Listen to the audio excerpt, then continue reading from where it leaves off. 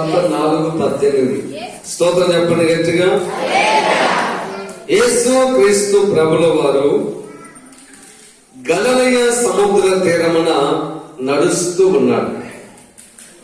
ఆయన బాప్తిసం పొందిన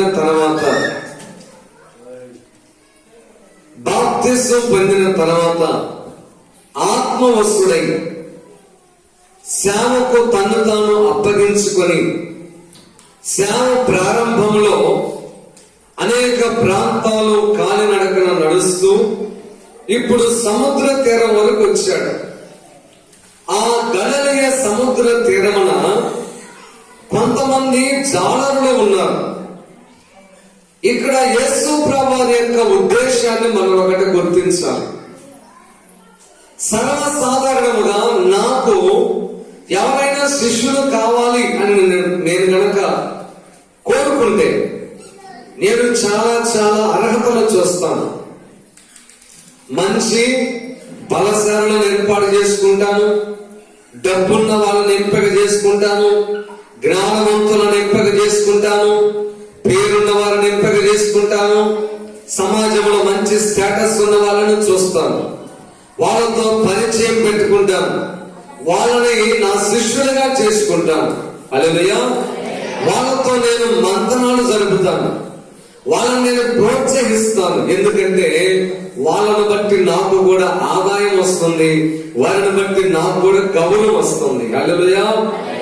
కానీ మనిషి యొక్క ఎంపిక వేరు, దేవుడి యొక్క ఎంపిక వేరు. దేవుడు ఎప్పుడు కూడా మనిషిలాగా పై రూపాన్ని చూసే దేవుడు మాత్రం కానే కాదు. హల్లెలూయా. ఆయన ఎంపిక ఏ రీతిగా ఉందంటే, ఒక సముద్రములో గోచి పెట్టుకొని లోకములో జ్ఞానానికి దూరముగా, శుభ్రానికి దూరంగా, నాగరికతకు దూరంగా, చదువుకు దూరంగా నివసిస్తూ రోజులు నెలల తరబడి సముద్రంలో గడిపేటువంటి మురికి వాళ్ళగా ఉన్న జాలర్లను ఎంపిక చేసుకున్నాడు యేసయ్య. హల్లెలూయా. స్తోత్రం చెప్పండి గట్టిగా. ఆయన జాలరుల దగ్గరికి వెళ్ళాడు. వెళ్ళి అంటున్నాడు, అక్కడ కొంతమంది జాలరులు ఉన్నారంట. ఎవరు? పేతురు అనబడిన సీమోను, అతని తమ్ముడైన ఆంద్రేయ, అతని ఇద్దరు సహోదరులు సముద్రములో బలవేట చూచెను. మొట్టమొదట పేతురే కనబడ్డాడు యేసయ్యకి. చూసావా? అందుకే ఆ పేతురు గురించి మనం ధ్యానం చేయాలి ఈరోజు. పేతురికి చాలా పేర్లు ఉన్నాయి. 1 పేతురు, 2 సీమోను, 3 బర్యోనా, 4 కేఫా. చెప్పండి. 1 పేతురు, 2 సీమోను, 3 బర్యోనా, 4 చెప్పాలి కేఫా. కేఫా అన్న పేతురు అన్న ఒకే అర్థం. ఏమిటి అర్థం అంటే రాయి లేక బండ అని అర్థం. సీమోను అనే పేరుకి అర్థం వినికిడి. చెప్పాలి, వినికిడి అని అర్థం, శబ్దం. తర్వాత పాత నిబంధన గ్రంథంలో సీమోనికి పర్యాయ పదం ఇంకొక పేరు ఉంది.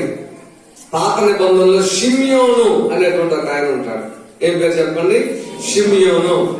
పాత నిబంధన గ్రంథంలో షిమ్యోను అన్న, కొత్త నిబంధన గ్రంథంలో సీమోను అన్న, ఇద్దరు ఒకటే. 2 అర్థాలు కూడా వినికిడి అని అర్థం. హల్లెలూయా. స్తోత్రం చెప్పండి గట్టిగా. అయితే యేసు ప్రభువుకి మొట్టమొదట దొరికిన శిష్యుడు పేతురు. ఇక్కడ ఈ పేతురు అనే పేరుకి అర్థమైతే రాయి అనే గాని జీవితం అయితే రాయి లాంటిది కాదు. హడావుడిగా ఉంటాడు పేతురు. ఎలా ఉంటాడు చెప్పండి? హడావుడి. స్తోత్రం చెప్పండి గట్టిగా. యేసు క్రీస్తు ప్రభువు పేతురికి రాయి అనే పేరైతే పెట్టాడు గాని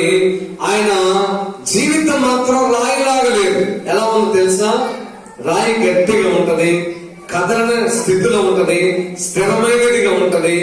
చిన్న చిన్న సమస్యలకు అది తొలగిపోదు, పెరిగిపోదు, భయపడదు.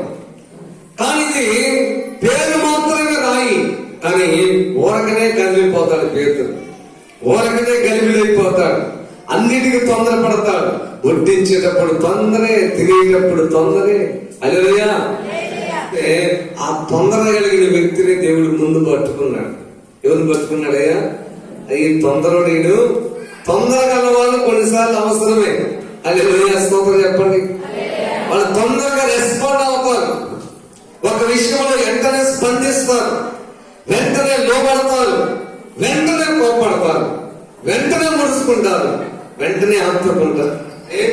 యేసు క్రీస్తు ప్రభుల వారు తనకు శిష్యగణం కావాలి కాబట్టి దేవుని యొక్క రాజ్య సువార్త అనేక ప్రాంతాలకు, ప్రపంచమంతా తీసుకుని వెళ్ళాలి కాబట్టి ఎవరిని ఎన్నుకున్నాడు అని అంటే చెప్పండి, జాలరులను ఎన్నుకున్నాడు, చదువు లేని వారిని ఎన్నుకున్నాడు, వారిలో తొందరగా ఉన్నటువంటి ఒక వ్యక్తిని ఎన్నుకున్నాడు. ఎవరతను?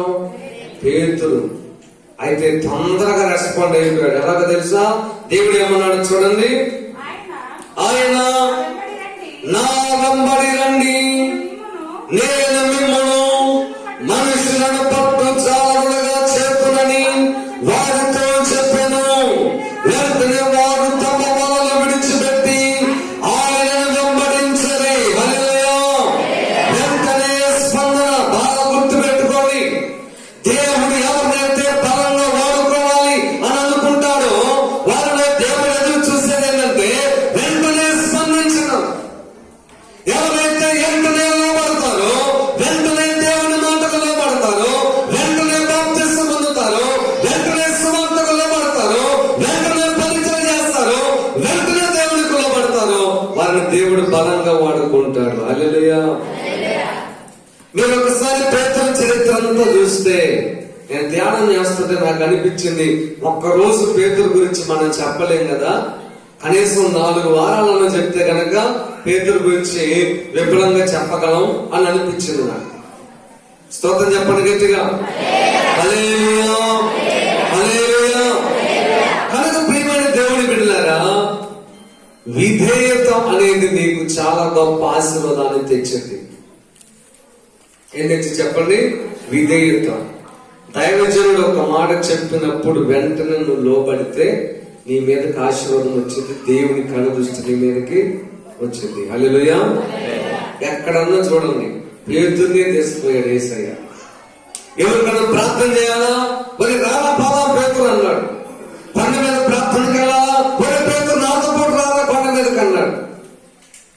పడవలో అంతమంది ఉన్నారు. యేసయ్య నీళ్ళ మీద నడుస్తుంటే ముందు ఎవరికి అనుమతి ఇచ్చాడు?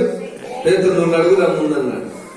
కాబట్టి ఎవరైతే తొందరగా లోబడతారో, ఎవరైతే తొందరగా స్పందిస్తారో, లోబడతారో. ఇక్కడ లోబడ్డాడు పేతురు. ఎలాగ లోబడ్డాడు? వెంటనే. ఆ పదం చూడండి, వెంటనే. మనమైతే యేసయ్య మీరు ఏ ఊర్లో ఉంటారు? మీరు నెల జీతం ఇస్తారా? నువ్వు నన్ను చక్కగా గొప్పవాడిగా చేస్తావా? నాకు భార్య పిల్లలు ఉన్నారు, వాళ్ళ పోషణ సంగతి ఏంటి? మరి నీకంటూ ఒక ప్రత్యేకంగా ఒక పెద్ద బంగ్లా ఉందా? తలా ఒక రూమ్ లో ఉండాలి కదా. నెలకు ఎంత ఆదాయం వచ్చింది? ఏమని అడిగాడా? పూర్వపరాలు ఆలోచన చేసి లాభ నష్టాలు బేరీజు వేసుకుని నువ్వు లోబడితే అన్ఫిట్, నువ్వు పనికిరావు సేవ. నువ్వు పనికిరావంటే ప్రభు నన్ను పిలిచాడు. సాయంకాల సమయంలో ఏకాంత ప్రార్థనకి వెళ్ళాను. ఒక్కనే 5 గంటలు మొదలుకొని 7 గంటల వరకు ప్రార్థన చేశాను. చిన్నగా నడుచుకుంటూ ఇంటి దగ్గరకు వచ్చి కూర్చున్నా. బయట 7:30, 8 అయింది. ప్రభు నన్ను పిలుస్తున్నాడు, నువ్వు ప్రత్యేకంగా నా కోసం ఇంట్లో నుంచి బయటకు వస్తావా సేవకు అన్నాడు. హల్లెలూయా. నేను అన్నాను, నో రాను ప్రభు. నా భోజనం సంగతి ఏంటి? నా భార్య సంగతి ఏంటి? నా బట్టల సంగతి ఏంటి? మరి నాకు కారు ఇస్తావా? నాకు బంగ్లా ఇస్తావా? ఓ నాకు అది ఇస్తా. నేనేమన్నా, వస్తా ప్రభు. ఈ రాత్రి ఎక్కడ పోవాలో తెలియదు, పొద్దున్నే వస్తా. ఈ ఒక్క విషయంలో క్షమించమ్మా. హల్లెలూయా. దేవుడు నాకు మొదలు పెట్టాడు. ఇంకా ఉదయాన్నే బ్రష్ కూడా చేయలేదండి. నా భార్యను తీసుకున్నాను, ఆ రాత్రే చెప్పాను, వెంటనే లోబడింది. ఇద్దరు కలిసి ఉదయాన్నే ఇంట్లో నుంచి బయటకు వచ్చాం. ప్రత్యేకంగా నిజంగా చెప్తున్నాను, పండుకోవడానికి చాపలేదు. మరి సారే అంటారుగా, దాంతో పాటు ఒక చీర, దాన్ని ఏంటి కత్తిపేట తెచ్చాను. కత్తిపేట కత్తి మా మామూలు మా అమ్మ అది కూడా లాక్కుంది, అది కూడా తీసుకుపోయింది. స్తోత్రం. హల్లెలూయా. ఇంకా మంచిది అనిపించింది. ఇంకేం ఏం లేదు, వచ్చేసాం. తినడానికి తిండి లేదు, ఏం ఆలోచన చేయాల. లాభ నష్టములను బేరీజు వేసుకోకూడదు సుమా. భవిష్యత్తు ఎలా ఉంటుందో. దేవుడిని నువ్వు ఎంతగా నమ్మాలంటే, నిన్ను పిలిచిన వాడు నీకంటే గొప్పవాడని నమ్మాలి. హల్లెలూయా. స్తోత్రం చెప్పండి గట్టిగా. వెంటనే వారు తమ వలలు విడిచిపెట్టి యేసుని వెంబడించండి. ఈ రోజు వెంబడించడం కాదు కదా, విశ్రాంతి పరిస్థితి లేదు నీకు. నీ హృదయం అంత గర్వం చోటు చేసుకుంది. నువ్వు వంగి దేవుని బిడ్డలకు అంత పప్పు సారేయడానికి నీ బాడీ వంచట్లా, నీ శరీరం వంగట్లేదు. ఇంక నువ్వేమన్నా పడతావు దేవునికి. ఎప్పుడైనా గుర్తు పెట్టుకోండి, నేను ముందే చెప్పాను, దేవుని విషయంలో నిన్ను నీవు జీరోలాగా భావించుకో. ఏ స్టేటస్ పట్టించుకోవద్దు. దేవుని విషయంలో నిన్ను నీవు జీరోలాగా భావించు.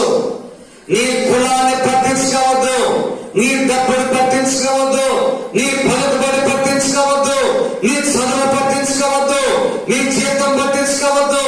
అప్పుడు మాత్రమే నీవు వెంటనే దేవుడి కులపడ్డాడు. నువ్వు పసిపెట్టవైపోవాలి. ఒకసారి ప్రభు అడుగుతున్నాడు, పరలోకం పోవాలంటే నేను పోతానని పోటీ పడితే ప్రభు అన్నారు, వరే పిచ్చోళ్ళారా, పరలోకం పోవాలంటే ఎత్తుగా లావుగా పెద్ద పెద్ద ప్రసంగం చేస్తే కాదురా, చిన్న బిడ్డలాంటి వాళ్ళై ఉండాలన్నాడు యేసయ్య. హల్లెలూయా. చిన్న బిడ్డలకి ఏమైనా ప్రెస్టేజ్ ఉంటుందయ్యా? చిన్న బిడ్డలకు ప్రెస్టేజ్ ఉంటుందా? చిన్న బిడ్డలకి ఏమైనా గర్వం ఉంటుందా? చిన్న బిడ్డలంతా ఏమి చెప్తే అది లోపడతారు. దేనికైనా సరే. చాలా మంది పిల్లల్ని తెలిసి అంటారు, చేయబడతారు పక్కన. నేను అంటాను, మీకంత దరిద్రుడు మరొకరు లేరు. మీకంటే దరిద్రులు ఎవరు లేరు. నువ్వేం చెప్పాలంటే, అమ్మాయి నీ ఆరోగ్యాన్ని ప్రభు కోసమే ఖర్చు పెట్టావు. నగిన పత్తి కరిగిపోయినట్టుగా కరిగిపో దేవుని సన్నిధిలో. హల్లెలూయా. అది దేవుడిని వాడుకోవాలంటే. కరిగిపోయే ఒత్తి ఎంత కరిగిపోతే అంత వెలిగించింది. నువ్వు ఎంత కరిగిపోతావో, ఎంతగా లోబడతావో, ఎంతగా వంగుతావో, వెంటనే లోబడను. ఏం చేశాడంట పేతురు? ఏం చేశాడు? చదువుతున్నమాట. వెంటనే వారు తమ వలలు విడిచిపెట్టి ఆయనను వెంబడించలే. విడిచిపెట్టాలా ఏంటని? అప్పుడు దాకా ఉన్న పని. వస్తా పాస్టర్ గారు, కొద్దిగా గేదెలకు మేత తెచ్చి, మేత లేదు బాడీ తీసి అవతలు పెట్టేశారు. వస్తా పాస్టర్ గారు, కొంచెం పెళ్లి దాకపోయి కనపడలేదు గెలపడలేదు, తీసి అవతలు పెట్టేశారు. ఖాళీ సమయం ఉంటే ఏమేం చేసుకో. దేవుడు పిలిచాడా? దేవుని పని ఉన్నదా? దేవుని పరిచయం ఎదురు చూస్తా ఉన్నా? దేవుని కార్యములు జరుగుతున్నాయా? నేను ఇంటి దగ్గర ఉండబుద్ధి కాదు. ఆ 2 రోజులు 3 రోజులు నేను చేసేది ఏమి లేదు. అక్కడ ఏమన్నా చేశాను, ఒక కోసం తిట్టాను, గడప తీసుకేమన్నా, ఒక పోల్ బాతాను. అవకాశం నాకు అవసరం లేదు. ఎందుకు అవసరం లేదంటే, నా బిడ్డలు నన్ను చేయనివ్వరు, వాళ్ళు చేస్తారు. అయినా కానీ ఇంటి దగ్గర నేను ఉండలేకపోయాను. ఎందుకంటే యుద్ధము జరుగుతుండగా, దేవుని పని జరుగుతుండగా నేను ఎలాగ ఇంటి దగ్గర ఉండగలను? హల్లెలూయా. దావీదు గారు యుద్ధము జరుగుతున్న సమయంలో ఇంటి దగ్గర ఉన్నందువల్ల ఇంటి మీదకి శాపం వచ్చింది, దేవుని శిక్ష వచ్చింది.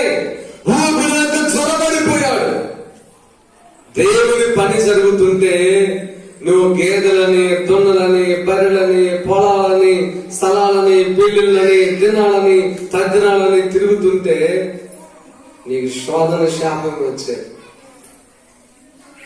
నీ ఒళ్ళంతా పంపర్ లేవాలి. దేవుడి పని ఎక్కడ జరుగుతుంటే నేను నిదానంగా పోకూడదు, ముందే వెళ్ళిపోవాలి. ముందొస్తే దండగా ఉంది. కనుక ప్రియమైన దేవుడు బిడ్డలారా, వెంటనే స్పందించుట, మొత్తమును విడిచిపెట్టి వాళ్ళు ఏం చేశారు? పేతురు సమస్తమును విడిచిపెట్టి యేసుని వెంబడించిరి. మత్తయి సువార్త 17:1 త్వర అయిపోయింది టైం. 17:1 6 దినములైన తర్వాత యేసు పేతురును, యాకోబును, అతని సహోదరుడైన యోహానును వెంటబెట్టుకొని ఎత్తైన ఒక కొండ మీదకి ఏకాంతముగా పోయి, ఏకాంత ప్రార్థన కూడా యేసు ప్రభువు ఎవరిని తీసుకుపోయాడు? ఎంత భాగ్యం వచ్చిందో చూసావు పేతురుకి. యేసుతో పాటు ఏకాంత ప్రార్థన చేసే భాగ్యం, దేవునితో పాటు ప్రత్యక్షత పొందుకునే భాగ్యం. అక్కడ వాళ్ళు ఏకాంత ప్రార్థన చేస్తూ ఉండగా వారికి రూపాంతరం దొరికిందంట. చదువున వారి ఎదుట రూపాంతరము పొందెను. ఆయన ముఖము సూర్యుని వలె ప్రకాశించను, ఆయన వస్త్రములు వెలుగు వలె తెల్లనవాయెను. ఇదిగో మోషేయు ఏలీయాయు వారికి కనబడి ఆయనతో మాట్లాడుచుండిరి. అప్పుడు పేతురు అంటున్నాడు, ప్రభువా మనం ఎక్కడే ఉందామయ్యా. పేతురు అంటున్నాడు, ప్రభువా మనం ఎక్కడే ఉందామయ్యా. ఆ రోజు మోషే గురించి విన్నాం కానీ మనం చూడలేదు. ఈ రోజు సాక్షాత్తు మన దగ్గరకు వచ్చాడు మోషే. ఏలియా గొప్ప గొప్ప కార్యాలు చేశాడు. ఆయన గురించి చరిత్ర చదివాను కానీ నేను ఎప్పుడు చూడలేదయ్యా. ఈ రోజు అంతటి ఏలియా వచ్చి మీతో మాట్లాడుతున్నాడంటే నేను ఆశ్చర్యపోతున్నానయ్యా. కాబట్టి ఇక్కడ మనం పర్ణశాలలో గుడిసెలు కట్టుకుందామయ్యా. ఏసయ్య నీకు ఒక గుడిస, నాకు ఒక గుడిస, ఏలియాకు ఒక గుడిస, అందరికి గుడిసెలు వేసుకొని ఏకాంత ప్రార్థన ఇక్కడే గడుపుదాం. హల్లెలూయా. నిజంగా దేవుని సన్నిధి అనుభవించేటప్పుడు నీకు టైం అర్థం కాదు, వెనక ముందు ఆలోచన రాదు. దేవుడి గురించి నీకు అర్థం కాకపోతే టైం పొద్దుగులు చూపుతా ఉంటావు, షబ్బ అంటావు, కాళ్ళు చాపుతుంటావు, ఇసుకొచ్చింది నీకు రుచి అర్థం కాకపోతే. పేతురు గారు అక్కడే కొండ మీద ఉండి రోజులు ఎక్కడే ఉన్నాం అంటున్నాడు ఆయన. కాబట్టి యేసుతో పాటు ఏకంత ప్రార్థనకి వెళ్ళి దేవుడి ప్రత్యక్షత అనుభవించే అవకాశం కూడా పేతురుకు దేవుడు ఇచ్చాడు. గొప్ప అవకాశం. పేతురుకు అంత ఆధిక్యత దొరికింది, ఎందుకంటే వెంటనే దేవునికి లోబడ్డాడు కాబట్టి. తర్వాత మనం గమనిస్తే లోకాసు వార్తలో ఒకసారి వద్దాం. లోకాసు వార్త 5:8. సీమోను పేతురు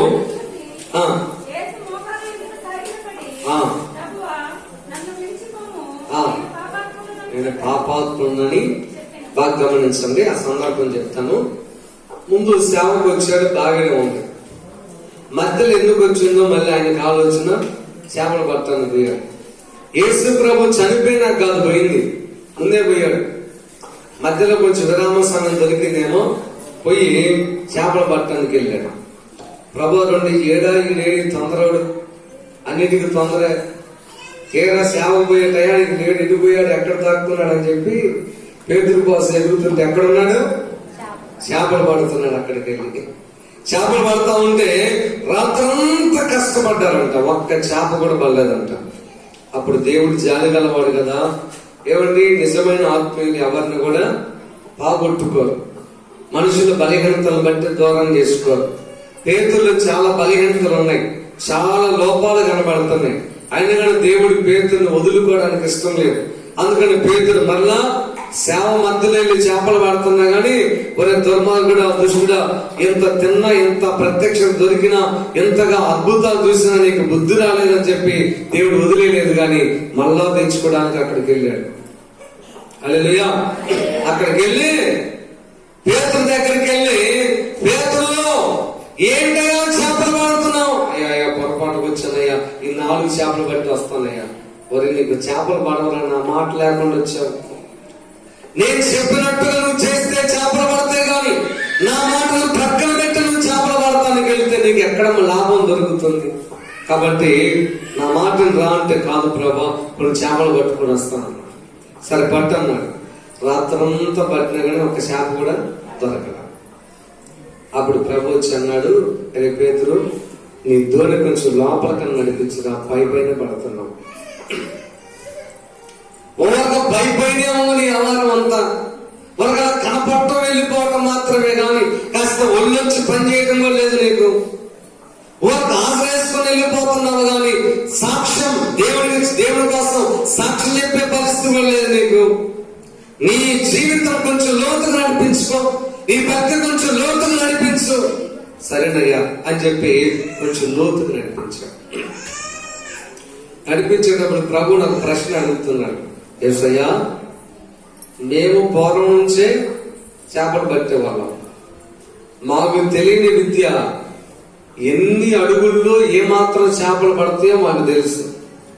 కొన్నిసార్లు నీ జ్ఞానం నీకు లాభాన్ని తెచ్చివ్వలేదు, నీ జ్ఞానం నీ కుటుంబాన్ని కట్టలేదు, నీ అనుభవం నీకు పనికిరావు.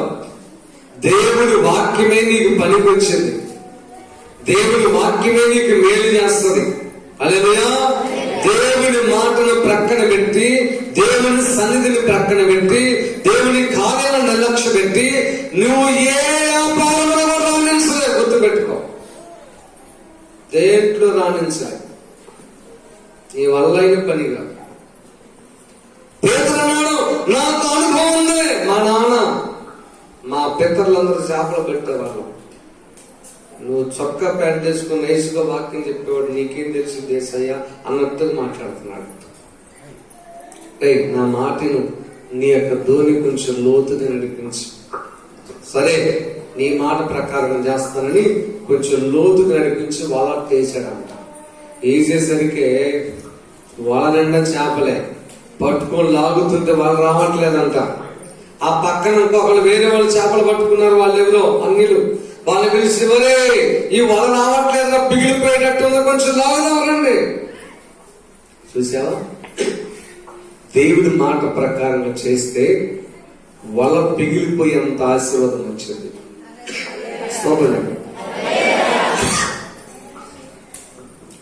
దేవుడి మాట ప్రకారం చేయకపోతే నీవు ఊరక ప్రయాసపడటమే కానీ వల నిండేది లేదు, కడుపు నిండేది లేదు, నీకు తృప్తి జరిగేది లేదు. దేవుడు ఏమంటున్నాడు, నీ గురించి, నీ యొక్క భవిష్యత్తు గురించి, నీ ఉద్యోగం గురించి, నీ యొక్క వ్యాపారం గురించి, నీ యొక్క వివాహం గురించి దేవుడు ఏమంటున్నాడు? అందుకని ప్రియ దేవుడు పెట్టారా, దేవుడు ఆ మాట అన్న తర్వాత విస్తారంగా చేపలు పడ్డాయి. విస్తారంగా పడేసరికి అప్పుడు పేతురికి మైండ్ తిరిగింది. పేతురు అన్నాడు, వచ్చి యేసు ప్రభువు కాళ్ళ దగ్గర పడి మోకాళ్ళుని చదువున్నాడు. సీమోను పేతురు అది చూచి యేసు మోకాళ్ళు ఎదుట సాగిలపడి, ప్రభువా నన్ను విడిచిపోయా, నేను నీ మాటను వ్యతిరేకించిన పాపాత్ముడనయ్యా. లోతుగా నడిపించంటే నేను నడిపించలేదు, నేను ఇంకా మిమ్మల్ని వ్యతిరేకించా, మాకు అనుభవం ఉంది, మాకు అది ఉంది, ఇది ఉందని. హల్లెలూయా. అందుకే పేతురులో దేవుని యొక్క సన్నిధిలో తగ్గించుకునే స్వభావం ఉంది, పశ్చాత్తాపడే స్వభావం ఉంది, దేవుని ఎదుట లోబడే స్వభావం ఉంది. అందుకే దేవుడు పేతురుని విడిచిపెట్టలే. పేతురు తొందరగా రియాక్ట్ అవుతాడు, మంచిగా చెడైనా. కొంతమంది మందంగా ఉంటారు, ఏం పెట్టి పడవాలా, ముందుగా పెట్టి పడవాలా, ముందు జరుగు జరుగు జరుగు, అదిగో బిందె మొయ్యి మొయ్యి మొయ్యి మొయ్యి, ఏదో చెట్టు అటు జరుగు జరుగు జరుగు, తొందరగా లోపడాలి. పేతురు మంచికైనా అలాగుండేది, చెడుకైనా అలాగుండేది, త్వరగా రియాక్ట్ అయిపోయేవాడు. అలాగా 1-2 చెప్పి నేను ముగిస్తాను, టైం. ఇప్పుడు సముద్రం మీద ప్రయాణం చేసేటప్పుడు కూడా అంతే జరిగింది. చాలా మంది ఉన్నారు పడవలో. యేసు ప్రభు నీళ్ల మీద నడుచుకుంటూ వస్తున్నాడు. మిగతా వాళ్ళందరికీ లేని ఆలోచన ఆయనకు వచ్చింది. యేసయ్యా, మేము ఇప్పుడు దాకా పోతామని భయపడ్డాం, ఇదేందో నీళ్ల మీద నడుస్తుంది, పోతాం మన దగ్గరకు వస్తుందని మేమందరం కేకలు పెట్టాం. యేసయ్యా, తీరా చూస్తే మీరే, కాబట్టి మీరే కనుకైతే నీలాగా నీళ్ల మీద నేను కూడా, మిగతా వాళ్ళు ఎవరికి రాలంత ఆలోచన, ఇతనికి ఒక్కడికి వచ్చింది ఆలోచన. అంటే తొందరగా రియాక్ట్ అయిపోతాడు, అంతే, తొందరగా స్పందిస్తాడు, తొందరగా దేవుడి కోసం ముందుకు వస్తాడు. అరే పేతురు దిగు, విశ్వాసం అంటే నీకు. దిగాడు. పడవ మీద నుంచి కాలు కింద పెట్టేసరికి కాలు మునిగిపోట్ల గట్టిగా ఉంది. అప్పుడు 2 కాళ్ళు పెట్టాడు, పరిగెత్తుకుని పోతున్నాడు. హల్లెలూయా. చూసావా, నీ యొక్క విశ్వాసము, నీ యొక్క రియాక్ట్, నీ యొక్క స్పందనను బట్టి దేవుడు నిన్ను ఉపయోగించుకుంటా ఉంటాడు. ఆయన స్తోత్రం చెప్పండి గట్టిగా. అలాగనే ఆయన రియాక్షన్ ఎలా ఉంటుందంటే ఇంకొకటి చెప్తాను నేను. యేసు ప్రభువుని పట్టుకోవడానికి బందిపోటు దొంగలు వస్తారు. వచ్చి యేసు ప్రభువుని పట్టుకునేటప్పుడు అందరూ సైలెంట్ ఉన్నారు. పేతురు ఏం చేశాడు? కత్తి తీసుకొని నరికేశాడు. పేతురు ప్రభువుని మరి అన్నిటికీ తొందర ఆయన. కత్తి పట్టుకుని వారు కత్తి చేతను చచ్చిపోతారు, అన్నిటికీ తొందరేనా అంటే నరికేదానికి తగదకు కూడా తొందరేనా? ఆ చెవిడి చేసినాడని చెప్పి మళ్ళీ అన్నిటికీ తొందర. అక్కడి నుంచి శిలువ మరణానికి ముందుగా, అంటే చదివిస్తే టైం అయిపోయిందని నేనే చెప్తున్నా, శిలువ మరణానికి ముందుగా అందరూ చుట్టూ కూర్చొని బలారాధన చేసే టైంలో ప్రభు అంటాడు, మీలో ఒకరు నన్ను అప్పగించబోతున్నాడు, గొర్రెల కాపరిని కొట్టుకుని గొర్రెలు చెదిరిపోనుంది, కాబట్టి మీరందరూ నన్ను విడిచిపెట్టే అవకాశం ఉందంటే మిగతా వాళ్ళందరూ యేసయ్యా నేను అప్పగించేదే అంటే పేతురు వచ్చి ఇంకొక అడుగు ముందుకేసి, అవసరమైతే నీకోసం నేను ప్రాణం పెడతా గాని ఎంత తొందర. నాకు నా భావన ఎలా ఉంటుందంటే, పొరపాటుగా గడపాటుగా ఒక మాట నువ్వు అన్నావంటే ఇక అది జరగాలంతే. ప్రాణం పోయినా సరే ఏం జరిగినా ఆ మాట నెరవేర్చాలి. ఇప్పుడు నేను ఏదైనా బేరం ఆడుతున్నాను అనుకోండి, ఈ చెట్టు గురించి 50,000 చెప్పాడు ఆయన, నేను 45,000 అన్నాను అనుకో, ఆయన కాదు 50,000 అన్నాడు అనుకో, అయ్యా 47,000 ఇస్తా, నీకు ఇష్టమైతే లేకపోతే అంటాను. సంవత్సరమైనా సరే 47,000 ఇస్తాను, మళ్ళీ బేరం అన్నాం. ఒకసారి మాట అన్నా కదా, నేను 47,000 నీకు ఇస్తానన్నా, ఖచ్చితంగా ఇస్తాను, అంతే. కానీ 10 రోజులు లేట్ అయినా సరే నువ్వు ఎన్ని మాటలు మీరు చూసావా? పేతురు ఎలాంటి వాడు? అయ్యా అవసరమైతే నీ కోసం నేను ప్రాణాన్ని పెడతా గాని, చెప్పండి, నిన్ను మాత్రం నేను ఎందుకు వదులుకుంటాను యేసయ్యా? ప్రభు అన్నాడు, మరి తొందరడా, ఈ రాత్రి 3 సార్లు నన్ను ఎరగనని చెప్తావా? నేను ఎరగననేది అది జరిగే పనేనా? నీళ్ళ మీద నడిచింది ఎవరు? ఏకాంత ప్రార్థనకు వచ్చింది ఎవరు? అంటే ఓది ఆడకు వచ్చినా కానీ ఈ తొందర నాకు తెలిసిలేరా? హల్లెలూయా. అంతలోకి యేసు ప్రభువుని పట్టుకొని పోతుంటే ఓసాట యేసు ప్రభువుని వదులుకోలేక దొంగసాటుగా సాటుగా పోయి ఒకసారి నిలబడి యేసు ప్రభువుని ఏం చేస్తున్నారు తొంగి చెప్తున్నాడు. పక్కన ఒక అతను నుండి, ఎదుగో నువ్వు యేసు ప్రభు శిష్యులు ఒకడో కదా అని ఒకడ పిల్లడు, అరబాగరి ఆ యేసు నాకే చూసి అవద్దాం అని ఆడాడు. అక్కడ ఒకటి అయిపోయింది. ఇంకోసారి పోయి చలి మంట వేసుకుంటే అక్కడ కూర్చొని చలి కాసుకుంటాను నెరగినట్టుగా. ఆ చలి మంట కాసుకున్న ఒక అమ్మాయి ఉండి, ఇదిగో నువ్వు ఆ యేసు ప్రభు శిష్యుల్లో ఒకడు కాదంటే, ఊరిక పిల్లవు నీకేం తెలుసు? ముందేమో పెద్దగా మాట్లాడు, తర్వాత ఏమో చాలా జారిపోవడం. హల్లెలూయా. కనుక ప్రియమైన దేవుని బిడ్డలారా, నేను ముగింపులోకి వస్తున్నాను. అలాంటి వ్యక్తిని కూడా దేవుడు విడిచిపెట్టలేదు. ఎలాగ దేవుడు పేతురుని బలపరిచాడు తెలుసా? ఒకే ఒక ప్రసంగంలో 3,000 మంది రక్షించబడేటట్టుగా ఆత్మాభిషేకం పేతురుకి ఇచ్చాడు దేవుడు. హల్లెలూయా. సంఘానికి పెద్దలు 3 ఉన్నారు. ఒకరు యాకోబు, ఇంకొకరు పేతురు, ఇంకొకరు యోహాను. ఈ 3 ప్రారంభంలో 5,000 సంఘానికి పెద్దలు. ఒక స్థానం సంపాదించుకున్నాడు పేతురు. పేతురు అంటే అంత సామాన్యుడు ఏం కాదండి. హల్లెలూయా. అంత స్థితి దేవుడు ఆయనకి ఇవ్వడం కారణం ఏంటంటే తొందరగా దేవునికి లోబడటం. కళ్ళు మూసుకోండి, ప్రార్థన చేసుకుందాం.